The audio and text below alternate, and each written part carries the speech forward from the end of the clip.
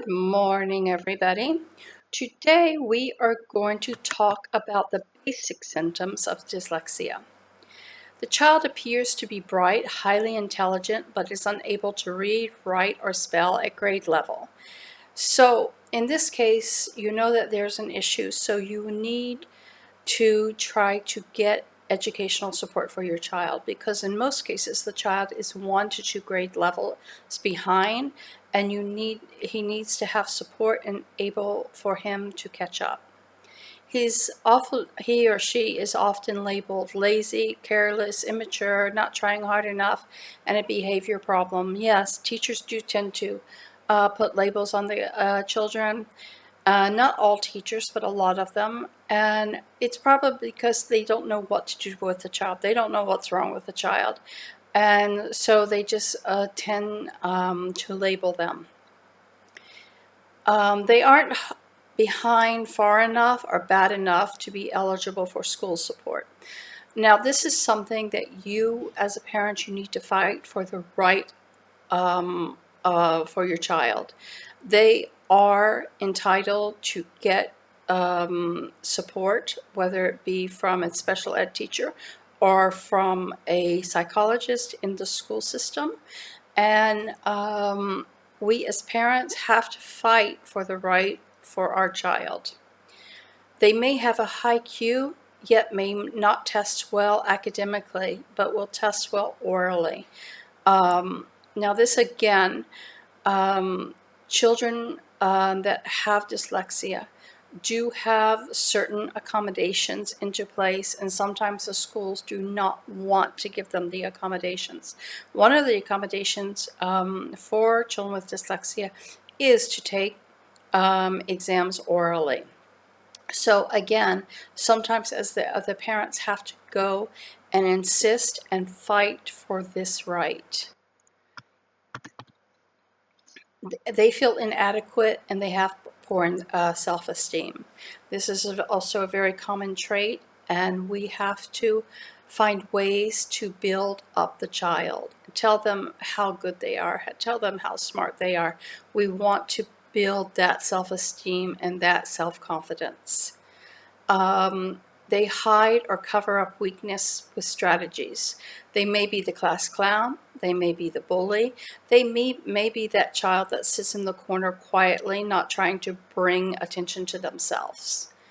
They are easily frustrated and emotional about school, especially when it comes to reading or testing.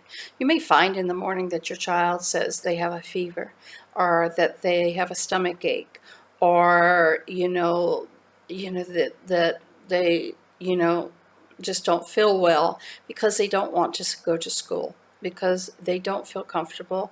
They're behind their peers, and they feel inadequate. So this is the main reason that they don't want to go to school, and they try to find a path to get out of going to school. They're usually very talented in arts, drama, and music, sports, storytelling. They're actually excellent in performing arts. They're also good in stuff like wood shop or electronics, working with their hands. They seem to zone out or daydream, often getting lost easily.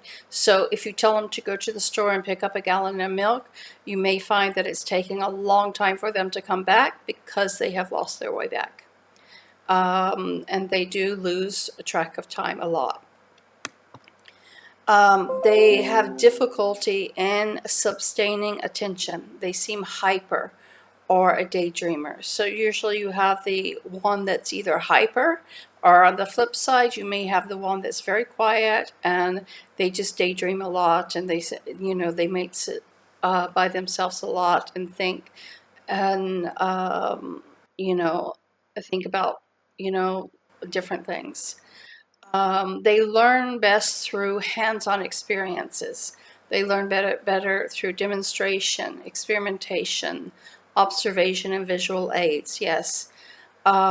This isn't just for dyslexia. This is for all kids. The writing and reading and books. Yes, most kids can learn that way. But also they can all learn together in this way with more hands-on experiences.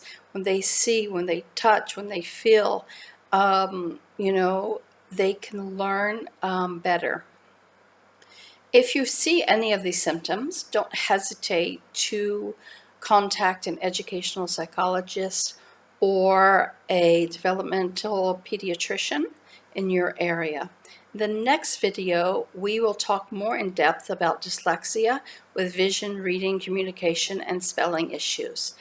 Thank you for listening and have a great day.